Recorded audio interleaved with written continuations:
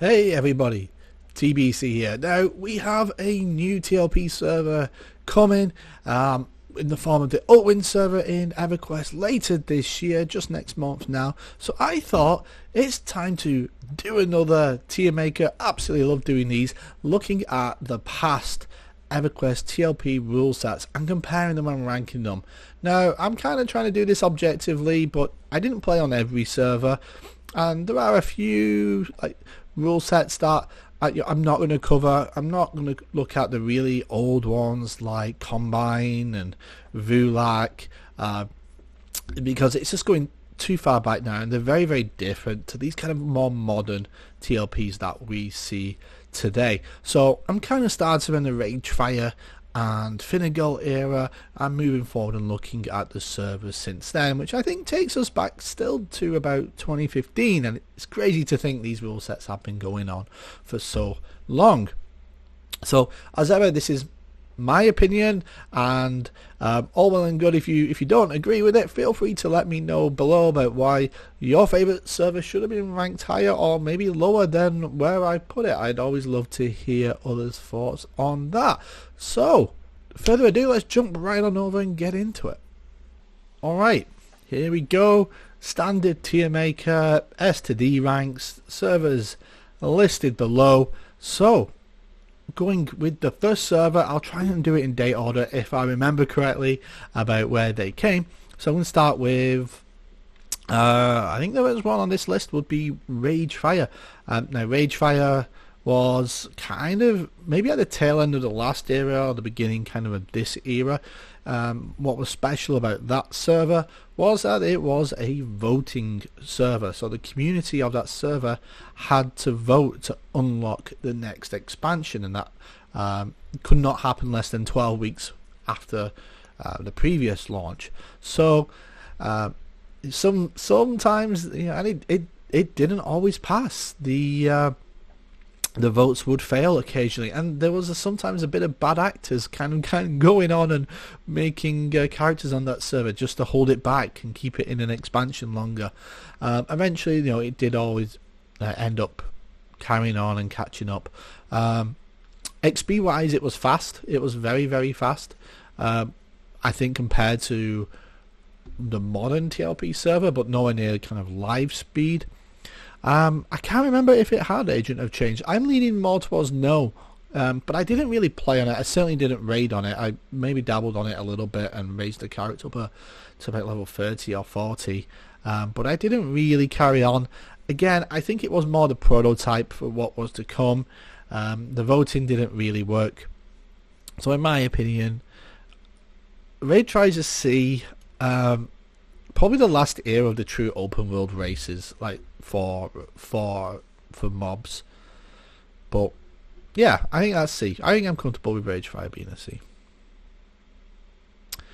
Finney, I'd say was my first true TLP of kind of this era, and I think it was really what Daybreak would consider there to be the first modern TLP server.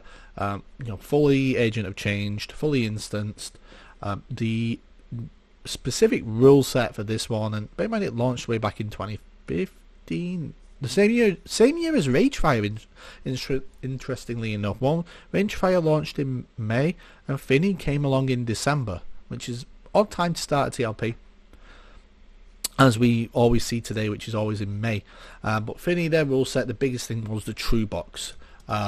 You could only have the one character per computer, and that was something new. So they were trying to harken back to that kind of slow pace where everyone played one character, no box armies and so on and so forth, and that kind of has prevailed. That's still for the most part ongoing today with that rule set. Finney was traditionally every 12 weeks for a new expansion, somewhere 8. I certainly remember raiding Plane of Sky for 6 months on that server. You know, yeah, because it would have been 3 months of Classic and 3 months of Kunark.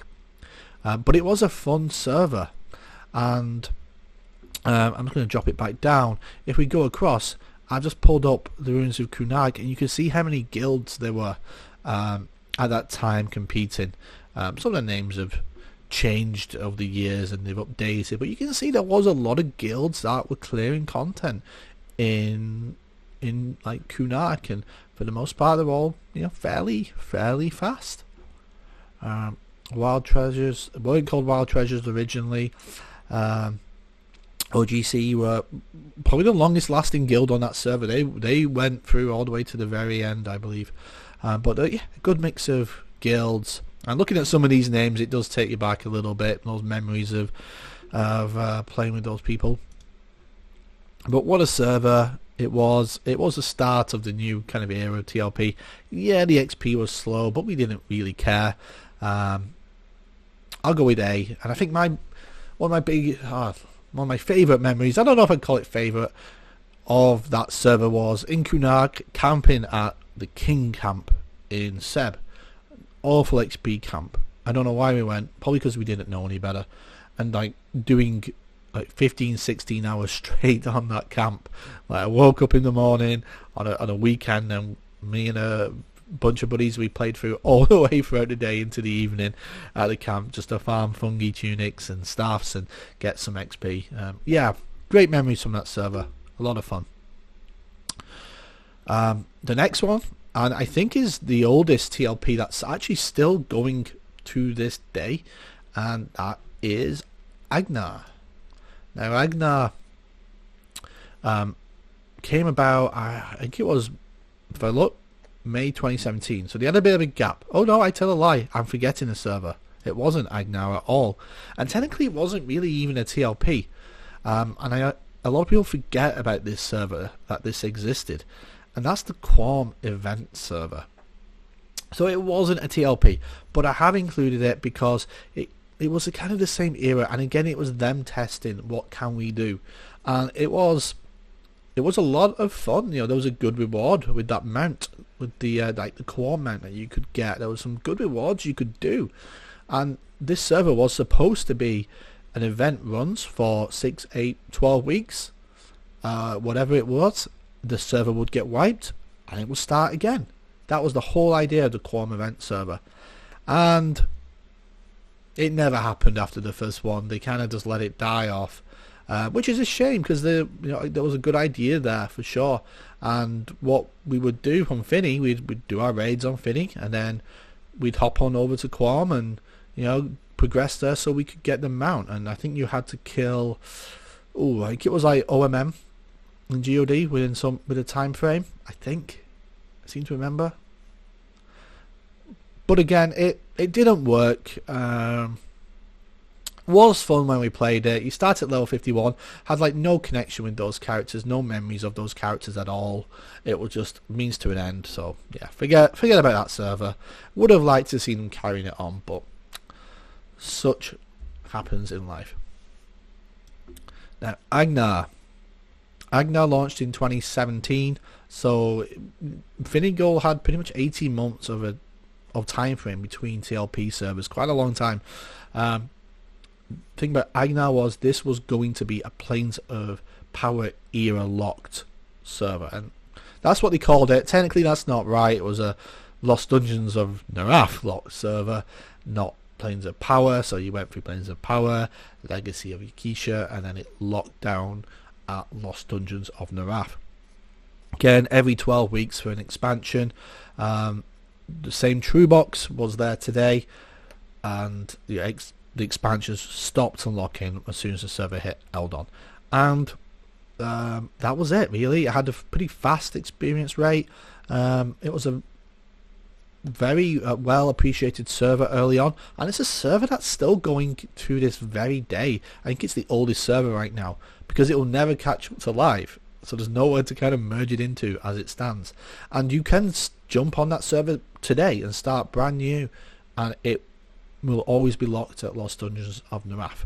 Now, there's not many guilds still playing on it. There are a couple of people. You're not going to be able to level up on it. The server's time has really gone, if I'm being honest. It was a good server at the time. I guess they were trying to compete with P99 and do something a little bit different with that lock-in. But yeah, I don't know. I'm I'm more inclined to go with a B for Agnar, and that's a controversial one. A lot of people love Agnar, and they'll rate it S every time because it's the golden era of EverQuest. But it's the fact that it just kind of ends, and that's it. Is kind of what I'm missing. And then we had Cornov. I tried to play Cornov in 2018. I did. I wanted to give it a good go, and I just couldn't. It was a very slow experience rate. It was harking back to the experience rate we had on Finney, and it wasn't anything new. It was exactly the same as Finney. What we call today a Finney clone. And I think I have it up here. Again, Kunark, you can see nowhere near the amount of guilds played on Cornov compared to, like, say, Finney, the biggest guild being Relentless Insomnia, and just not a fantastic server to play on at all. Slow. Cornov's a C. Now this is where it gets a little bit interesting, because we've got Mangler. And Mangler's on my list twice because Mangler was supposed to have a rule set right at the beginning. It was supposed to be the hardcore rule set, the bringing back death penalties, all this kind of stuff. Really slow experience rate. The community hated the idea. The community really pushed back hard on it, and they quickly dropped it, and it became a Finney clone in effect. So kind of looking at the 1.0 version, so that initial hardcore heritage rule set that they wanted to do. No, nobody wanted it. You know, it was punishing players. You know, people don't have the time for that these days. Bad idea. So we put it down in D. For the 2.0 kind of version of Mangler, so the updated rule set, which pretty much was just a bog standard Finney clone. I'm using the Wayback Machine for this, or some of the it doesn't come through very good, but it did have a decent amount of guilds playing on it. Many at the bottom, you know, don't last. It's usually the ones at the top that you're looking at: Bloodthirst, Final Encore, Mess, Magic and Melee. Some of these guilds are still going today on different servers. They kind of reform and move forward, and with the same group of players. And there's players I met on Mangler where I mained a cleric that you know, I've kept in touch with and still play with to this day. But again, it was just another Finney clone. It was nothing special. C rank for me.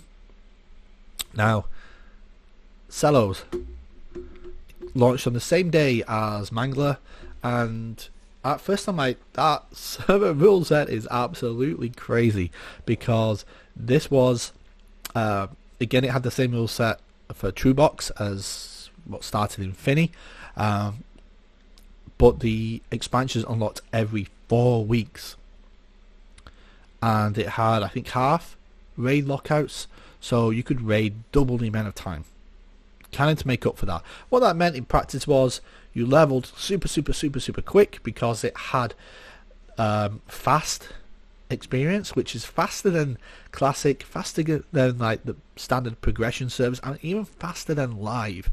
It was rapid. Like, you leveled like instantly on Cellos, but you only had so much time to raid, only 4 weeks, and that was tough. So to balance that out, they halved the lockouts, but that meant you were raided almost every night if you were hardcore.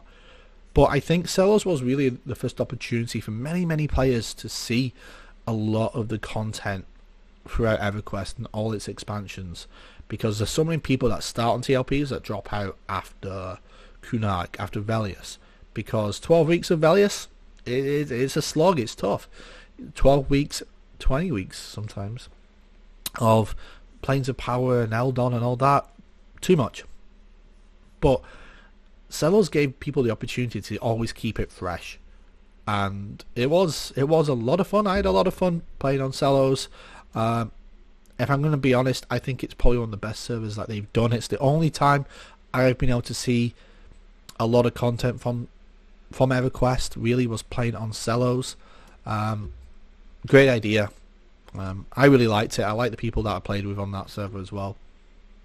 I'm going to put Cellos in an S. Actually, I don't know. There were some disadvantages. There were a lot of it. No, I've changed my mind. It's an A. I'm going to put it alongside Finney. Miracle. Does anybody remember this server? Did anybody play on this server? This was the heroic start server, the 50 level 5150 AA server that started. I forget.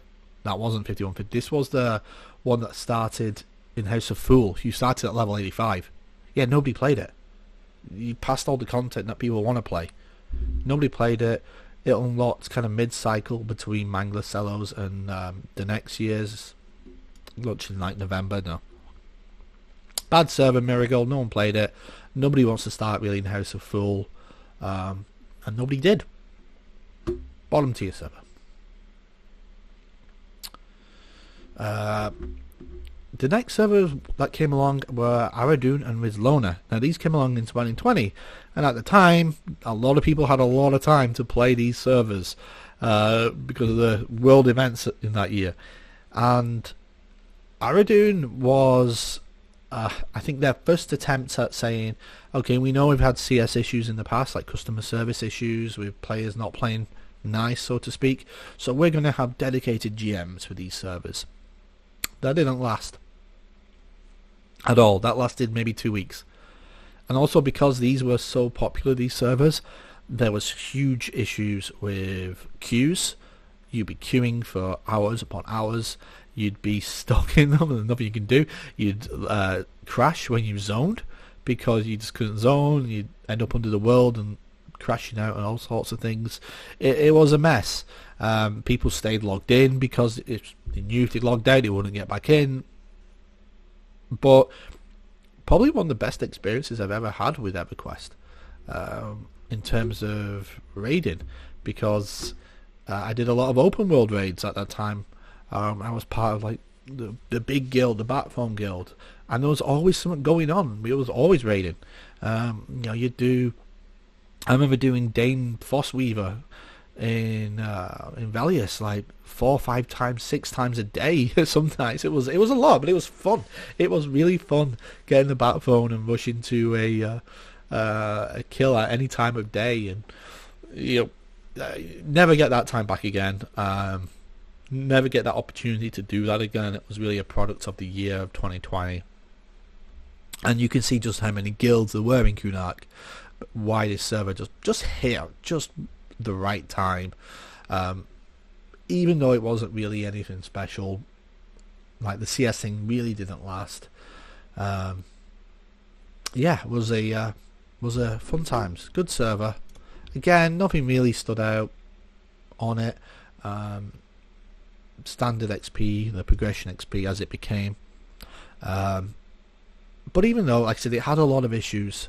So for me, I liked it, but it was a B server. It doesn't compare to Finney for me. Okay. rizlona. rizlona came out at the same time as Ardun, and we've had many years now, 5 years of true box servers, so 1 character per computer, and that was enforced. It won't let you create other instances, and people will say, no, we want a box, let us box, please let us box. So they made a server for that called rizlona, and rizlona came out say the same time as Ardun. Same kind of unlock schedule, same XP rate, pretty much exactly the same. But hey, you want to run 40 instances of Everquest on your computer, fill your boots, this is the server for you. At the time, not many did, because people saw there was chrono to be made on Ardun, so they just circumvented the true box detection and rolled their boxes on Ardun. Having said that, I did see it was enforced, and Ardun, it still has that rule set to this day of being very restricted in the amount of boxes that you are allowed to play. But eventually I think rizlona did come into a bit of its own a little bit. There was a pretty dedicated base of players that were in guilds that were raiding, and one guy would be playing like 12 and things like that. And if that's what the experience you wanted out of Everquest, then this was the server for you. I didn't really play on it, so C server for me. Ooh, we're getting more modern now. So the next 2 servers to came out for me, Mischief. in 2021, and that came out alongside Thornblade on the same day. Most people rolled on Mischief and not Thornblade. There was a pretty dedicated group on Thornblade, but it was much smaller. Mischief was the main focus, and this was the year they wanted to do something new. They threw the rulebook out the window of what Everquest had been before. So they still had that true box code, so that one character per computer. That's still there. The XP rate still the same, but it gave us random loot, and not just random loot. Like sometimes you kill a raid boss and it dropped like 10 items. Great. It was a lot of fun. It gave us pretty fast unlocks early on as well, and you never know what the mob was going to drop, so you were more compelled to go to raids that maybe you wouldn't necessarily have gone to because there's nothing I need, why would I go? But you just don't know what it could drop, and there was a lot of fun time that you'd be killing a mob and it'd drop a 3D boots. You're like, whoa, that's crazy, this mob should not be dropping those, but it did. And if you knew where to go, you could farm a 3D boots like all by yourself quietly, and you could go in on raids. You wouldn't necessarily have to kill the Avatar of War when his loot would be dropping from Tormac, so who's way easier. So you'd do that rather than go through the rigmarole every week of killing the AOW and so on. And the same in North TOV. Sometimes you just wouldn't bother with those harder dragons when they drop the same loot as some of the easier ones. So it was a lot of fun. You never know what loot you was going to get. We saw a lot more loot I've never seen before that drops from places like Kedge Keep, where nobody really ever goes to hunt names and rares. You saw a lot of like the swords and stuff from there. I'm like, oh, this is new. It opened up camps so that you weren't fighting with others necessarily. Like the FBSS, you could get anywhere from the same level range of mobs, so you wouldn't necessarily go to Frenzy. If you were clever, you knew what to do, you'd pick those ones where there's like a bunch of names in a relatively small area and focus on those. So like Soul A was a really good place to get that kind of level equivalent loot from like Guk. What a server. Absolutely had a blast on Mischief. Should have carried on playing there, for being honest. I quit maybe before I should have done. I think the one drawback to Mischief for me was that there was so much loot. It made group loot completely irrelevant very, very early on, and so that's what I like to do in my off hours, just go to a group spot and farm items. And it was pointless to do on Mischief because you'd get so much raid loot. You could start on Mischief today and the loot is so cheap and there's so much of it, you can get caught up very, very quickly and very, very cheaply. What a server. I get why they don't want to touch on Mischief again, because the server's still doing really well, so why would you? Easily the best server they've done, easily S rank. Then we come to Yellowknack. What's to say about Yellowknack? It was another Finney clone. Same rule set. There was nothing special about it. Last year's server, I had a lot of fun. I led a guild there. It was fun until it wasn't. Very standard server. There was nothing special about it. C rank for me. Now Viniki was there. Let's try something new server, and it was this kind of challenge server. So they locked kind of leveling and an accelerated rate of unlock. So like 3 or 4 expansions would unlock at the same time, and then but you'd be restricted on levels, which made the encounters interesting. The biggest thing being bind rushing and all this kind of stuff. But didn't quite hit the mark. I did like to see the experimentation, the fact that they put rewards in there for doing these challenges, but some of them were actually impossible to complete. So, great idea, but again, just didn't hit the mark, and it's a bottom tier server for me. And then we come to the new server, Oakwyn. Yeah, I don't know where to put this yet, and that's the question. Who knows? The rule set that they've given us right now is not an S tier. It's not an A tier. It's not a B tier. maybe it's C. I like the idea of the evolving rule set, that it's going to get change over time and you're going to get more things, interesting things are going to happen. The FTE, the first to engage, is the big question mark. How's that going to play out? I just don't know. I think that's going to be I don't think it's going to work as they think it's going to work, and I think it's going to cause a lot of problems for people that play on the server. That I think they've realised. Now, the community has been very solid on its feedback about this. We've heard nothing, so my guess is they're headstrong in trialing this, and it's kind of what annoys me about how they treat the TLP servers. The TLP servers are huge money drivers for the company, both from people coming back to sub and paying for subs and buying chrono and buying bags as well. And spending the cash for XP pots. It annoys me that they treat these servers as test beds when it's really funding next year's live expansion. But we'll see. So guys, very quick brief history run through of my thoughts about the servers, where I'd rank them.